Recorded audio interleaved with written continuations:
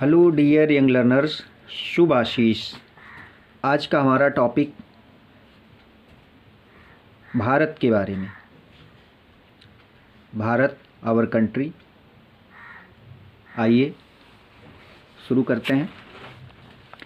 प्राचीन काल से भारत के अन्य देशों के साथ व्यापारिक एवं सांस्कृतिक संबंध थे, क्योंकि भारत की जो संस्कृति और सभ्यता है वो विश्व में सबसे टॉप पर थी। वैदिक कालीन भारत को सांस्कृतिक दृष्टि से विश्व शिरोमणि या विश्व गुरु के रूप में समझा जाता था। उस काल में भारत का राजनैतिक, सामाजिक, आर्थिक एवं धार्मिक जीवन संतुलित एवं सुव्यवस्थित था। भारत ने उस काल में पहले व्यापारिक रूप में दक्षिण पूर्व एशिया के उस विशाल क्षेत्र में, जिसे उस समय स्वर्ण भूमि और आजकल बर्मा के नाम से जाना जाता था, प्रवेश किया। यहाँ अपना आधिपत्य स्थापित किया और तत्पश्चात उस प्रदेश में अपनी सभ्यता, संस्कृति और धर्म को फैलाया। कालांतर में उन प्रदेशों में भारतीयों के उपनिवेश भी बन गए। प्रवासी भारतीय उस समय वर्मा, लंका, जावा, सुमात्रा, बोर्नियो, मलाया, बाली द्वीप समूह, कंबोडिया, श्याम आदि राज्यों में जाकर बस गए थे। तो इस तरह से भारतीय समुदाय बहुत पूरे संसार में लगभग फैला हुआ था। तत्कालीन भारतीय प्रवासियों के अथक प्रयासों से उन देशों में उस समय भारतीय सभ्यता और संस्कृति का अत्यधिक प्रचार हुआ। इस प्रकार जैसे जैसे भारत में विभिन्न धार्मिक संप्रदाय उदय होते गए, उसी तरह से दक्षिण पूर्व एशिया में भी वैदिक धर्म एवं बौद्ध धर्म अपना प्रभुत्व जमाते रहे। इन सभी धर्मों के ज्वलंत उदाहरण आज भी उस समय के अवशेषों तथा मंदिरों के रूप में विद्यमान हैं। तो डियर लर्नर्स, दक्षिण पूर्वी एशिया ये वही देश हैं जो अभी हमने आपको यहाँ पर गिनाए, जैसे वर्मा हो गया, लंका, जावा, सुमात्रा, बोर्नियो, मलाया, बाली द्वीप समूह, कंबोडिया, श्याम आदि राज्य ये हमारे दक्षिण पूर्व एशिया के राज्य कहलाते हैं। अब आइए मध्य युग की बात करें। मध्य युग में दक्षिणी पूर्व एशिया में भारतीय संस्कृति का इतना अधिक प्रचार तथा विकास हुआ कि वह क्षेत्र दक्षिण पूर्वी एशिया बृहत्तर भारत कहा जाता था।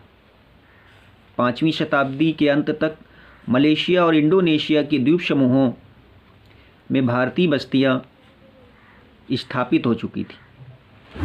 मध्यकाल के राजपूतीन युग समय में दक्षिणी पूर्वी एशिया में हिंदू संस्कृति का व्यापक प्रभाव हुआ। वहाँ के निवासियों ने भारतीय सभ्यता एवं संस्कृति को बड़े पैमाने पर अपनाया। 6वीं शताब्दी के प्रारंभ के समय दक्षिणी पूर्व एशिया के वर्तमान हिंद चीन, उस समय उसको फुनान कहते थे, कंबोडिया को कंबोज कहते थे,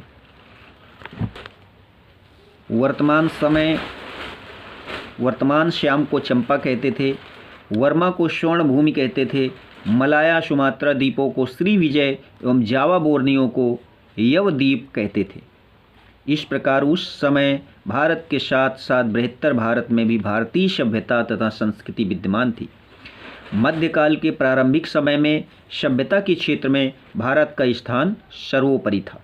भारतीय सभ्यता और संस्कृति ने दक्षिणी पूर्वी एशिया और पश्चिमी एशिया, अरब प्रायद्वीप मतलब अरब क्षेत्र के जितने भी देश हैं में अपना प्रसार किया।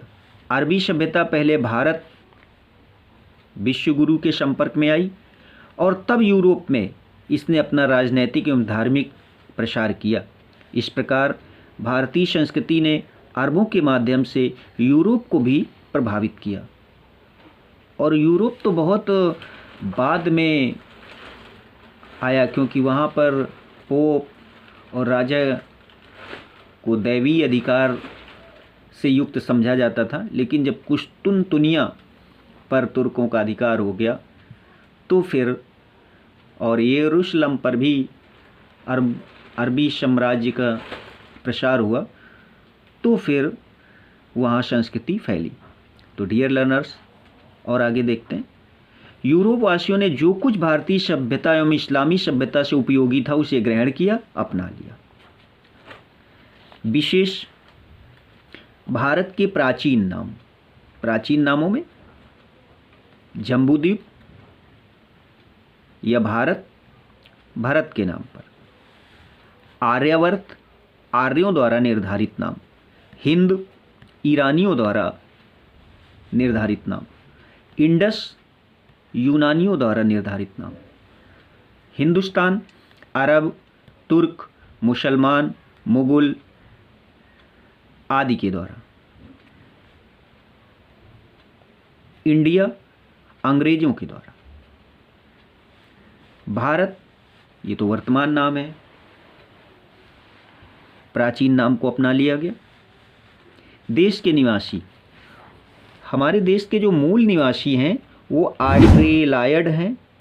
ये पूर्व भूमध्य सागर द्वीप, काकेशस और मंगोल आदि जातियों का मिश्रण है जो मूल निवासी हैं।